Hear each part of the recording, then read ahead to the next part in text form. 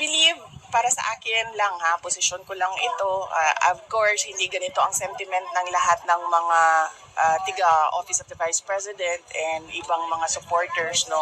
Para sa akin kasi, kung merong impeachment complaint, that will be a way, an avenue na maayos kong masagot kung ano man yung mga accusations sa akin.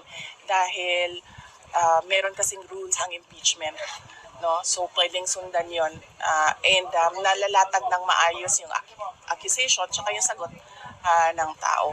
It is an inconvenience dahil syempre kapag merong impeachment complaint, merong mga lawyers and of course merong support staff na kailangan i-hire at kailangan bayaran ng kanilang mga professional fees.